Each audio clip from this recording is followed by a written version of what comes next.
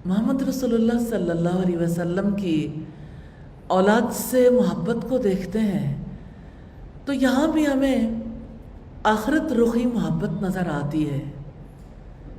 آپ اپنی اولاد سے محبت کرتے تھے، ان کی عزت کرتے تھے، ان کی کیریکٹر بلڈنگ کے لیے آپ کو فکر لاحق رہتی تھی۔ آپ کا اپنی اولاد سے کیا رویہ تھا ساری دنیا کے لیے مثال ہے۔ آپ کو یوں تو اپنی سب بیٹیوں سے محبت تھی، مگر سیدہ فاطمہ سے آپ کو بے پناہ محبت تھی۔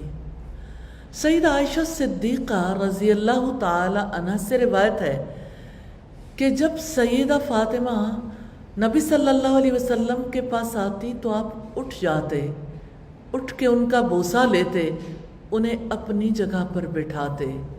اتنی تکریم ہے، عزت ہے۔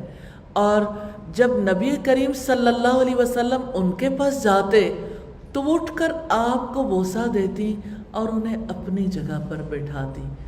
یوں تو یہ معاملہ انتہائی سادہ سا ہے، لیکن اصلاً پیرنٹس کو اپنی اولاد کے ساتھ ایسا ہی معاملہ کرنا ہے۔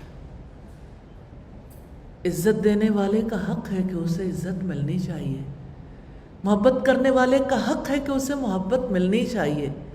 اور نبی صلی اللہ علیہ وسلم نے اپنی اولاد کو عزت بھی دی، عزت سکھائی، محبت سکھائی، اور اللہ تعالیٰ کی ذات سے تعلق سکھایا۔ یہ روایت ترمذی کی ہے 3872 نمبر پر۔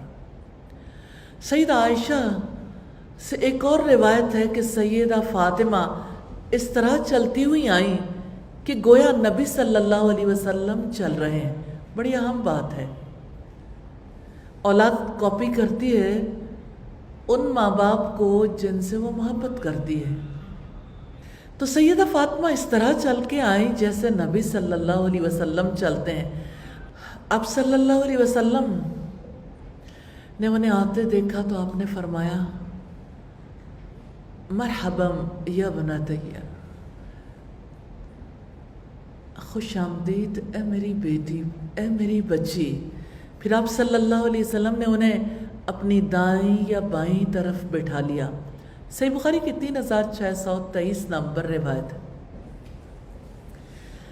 محمد رسول اللہ صلی اللہ علیہ وسلم کو اولاد سے محبت عام انسانوں کی طرح تھی، مگر آپ کے جینے کی سطح بدل گئی تھی۔ کل بھی ہم یہی بات دیکھ رہے تھے، آج بھی وہی بات ہے۔ کرنے والا کام یہی ہے، جینے کی سطح بدلنی ہے۔ دیکھیں، ہر انسان کے جینے کی ایک سطح ہوتی ہے۔ کوئی مٹی سے چمٹ کر جیتے ہیں، کچھ لوگ مٹی سے تھوڑا بلند ہو کر جیتے ہیں، اور کچھ لوگ ایسے ہوتے ہیں جو سب سے بلند سے تعلق بنا کر جیتے ہیں۔ تو محمد رسول اللہ صلی اللہ علیہ وسلم کے جینے کی سطح بدلی تھی۔ آپ کی زندگی آخرت میں ڈھل گئی تھی۔ آپ صلی اللہ علیہ وسلم اس دنیا میں رہتے ہوئے ہر دم آخرت کی فکر کر کے جیتے تھے۔ سیدنا علی رضی اللہ تعالیٰ عنہ سے روایت ہے کہ سیدہ فاطمہ چکی پیسنے کی تکلیف کی وجہ سے بہت تکلیف میں آتی تھی، ان کے مبارک ہاتھ کو صدمہ پہنچتا تو سیدنا علی نے ان سے کہا کہ آپ اپنے والد سے کہیے کہ آپ کو غلام دے دیں۔ بحرین سے غلام آئے تو سیدہ فاطمہ نبی صلی اللہ علیہ وسلم کے پاس پہنچیں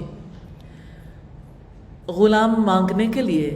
اب صلی اللہ علیہ وسلم گھر پر موجود نہیں تھے، اس لیے انہوں نے سیدہ عائشہ سے تذکرہ کیا۔ جب آپ صلی اللہ علیہ وسلم تشریف لائے تو سیدہ عائشہ نے آپ سے اس کا ذکر کیا۔ سیدنا علی نے بیان کیا کہ پھر نبی کریم صلی اللہ علیہ وسلم ہمارے یہاں تشریف لائے۔ ہم اس وقت تک اپنے بستروں پر لیٹ چکے تھے۔ میں کھڑا ہونے لگا تو آپ نے فرمایا کیا میں تم دونوں کو وہ چیز نہ بتا دوں جو تمہارے لیے خادم سے بہتر ہو؟ جب تم اپنے بستر پر جانے لگو تو 33 مرتبہ اللہ اکبر کہو، 33 مرتبہ الحمدللہ، 33 مرتبہ سبحان اللہ کہو۔ یہ تمہارے لیے خادم سے بہتر ہے۔ ایک دوسری روایت میں ہے کہ سبحان اللہ 34 مرتبہ کہو، ایک روایت میں ہے کہ اللہ اکبر 34 مرتبہ کہو۔ صحیح بخاری کی 6318 نمبر روایت۔ آپ نے یہ روایت بہت دفعہ سنی ہوگی، پڑھی ہوگی۔ سیدہ فاطمہ کو نبی صلی اللہ علیہ وسلم نے جو تلقین کی، تسبیح فاطمہ آپ بھی کرتے ہوں گے، لیکن آپ صلی اللہ علیہ وسلم کی تلقین کے پیچھے آپ کے مائنڈ سیٹ کو دیکھیے، اور آپ صلی اللہ علیہ وسلم اپنی اولاد کی جو تربیت کرنا چاہتے تھے، آپ صلی اللہ علیہ وسلم اپنی اولاد کو جس بلند مقام تک پہنچانا چاہتے تھے، اس کے لیے آپ صلی اللہ علیہ وسلم نے خدمت لینے کے مقابلے میں یہ زیادہ مناسب سمجھا کہ سیدہ فاطمہ ذکر والی زندگی گزاریں۔ واقعات وہی ہوتے ہیں، سبق مختلف ہوتا ہے۔